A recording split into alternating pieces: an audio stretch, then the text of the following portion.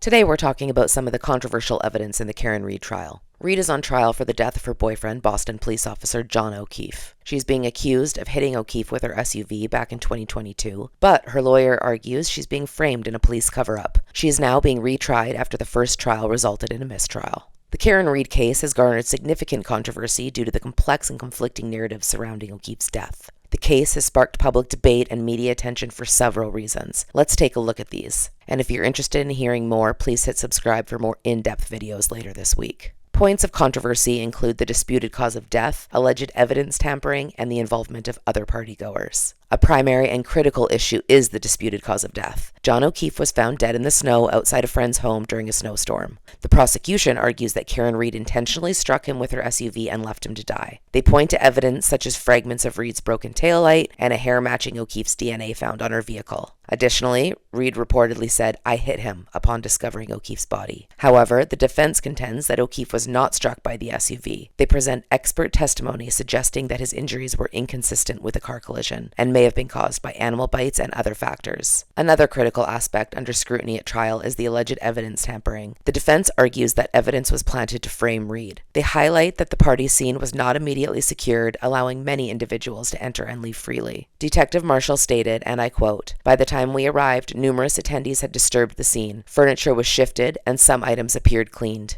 This delay led to contamination risk and loss of trace evidence. The defense argues items like the taillight fragments and hair sample were found in a manner that could suggest contamination. They point to inappropriate text messages from lead investigator Michael Proctor, who was later fired as evidence of bias and misconduct came to light. There were chain of custody problems. Evidence logs showed inconsistencies in the handling and documentation of key items. The forensic report noted, and I quote, chain of custody forms for clothing collected from party attendees showed missing signatures and unexplained gaps during transport to the lab. End quote. The defense emphasized these gaps as creating doubt about evidence integrity. The defense counsel also presented witnesses who stated that party attendees cleaned or removed items before the police arrived. Sarah Jensen testified, "I saw Brian Higgins pick up glasses and cups and put them in the kitchen sink before cops got there." Missing or withheld surveillance footage was also raised during cross-examination. The defense asked, "Can you explain why no footage from the nearby surveillance cameras were produced for this court?" The prosecutor replied, "The footage was reportedly overwritten before it could be secured." These claims suggested possible deliberate evidence loss. Multiple issues were raised about forensic testing limitations. Many items were tested partially or yielded inconclusive results. The forensic report indicated blood samples from furniture surfaces were degraded. No definitive matches could be made. This lack of clear forensic linkage meant the prosecution relied heavily on witness testimony and circumstantial evidence. The defense's highlighting of these issues helped raise reasonable doubt. Jury instructions included warnings about potential evidence contamination. There are multiple controversies surrounding the possible involvement of other individuals. The defense suggests that O'Keefe may have been beaten inside the party house by ATF agent Brian Higgins, who had a reportedly tense interaction with O'Keefe hours before his death. They argue that this altercation could have led to O'Keefe's injuries and that Read is being used as a scapegoat in a broader cover-up. Multiple party attendees were suspected of having roles in the events surrounding John O'Keefe's death. The involvement of these individuals complicated the case and contributed to reasonable doubt. Brian Albert. Witness Sarah Jensen testified Brian's hands were swollen like he'd been punching something or someone. The forensic report indicated that photos of knuckle injuries were consistent with recent trauma, but there was no forensic evidence directly linking him to O'Keefe's injuries. Colin Albert. Witness Mark Davis testified Colin seemed agitated, had fresh cuts on his knuckles, and was arguing loudly. Brian Higgins, the ATF agent, Higgins had made multiple phone calls following the incident. Witness Rachel Lee testified Brian was telling people what to say when police arrived. Jennifer McCabe.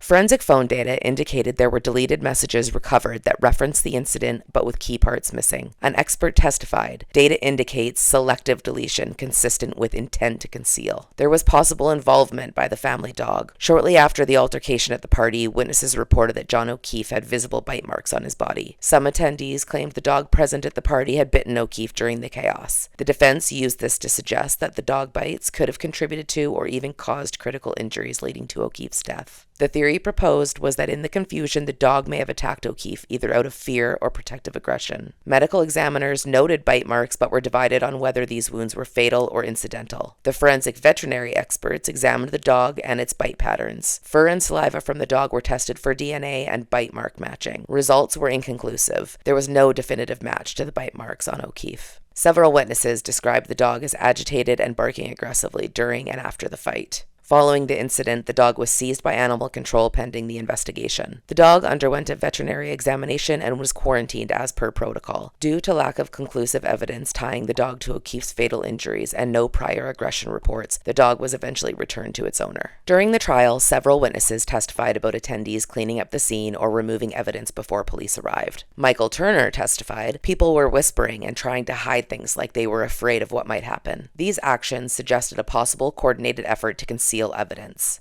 The presence of multiple individuals with injuries or suspicious behavior introduced doubt about who caused the fatal injury. The dog's aggressive behavior added complexity but was not conclusively linked to the cause of death." The defense leveraged these points to argue Karen Read was not solely responsible, highlighting the uncertainty caused by the involvement of others. The case has been widely covered in the media, with some reports focusing on the emotional aspects of the trial, including Read's reactions in court. Such coverage has influenced public opinion, with some viewing Read as a victim of a flawed investigation, while others believe she is guilty of the crime. Karen Read's first trial ended at a mistrial due to a hung jury. Her retrial began on April 1st, 2025, and has involved extensive testimony from both the prosecution and the defense. The defense has presented expert witnesses challenging the prosecution's evidence and suggesting alternative scenarios. The trial is approaching its final phase, with closing statements expected soon. The Karen Read case raises important questions about the integrity of law enforcement investigations, the potential for evidence tampering, and the influence of public opinion on legal proceedings. It also highlights the complexities involved in cases where multiple narratives and conflicting evidence exist. Please hit subscribe for follow-up videos about these trial issues and the controversies surrounding key evidence. Until next time.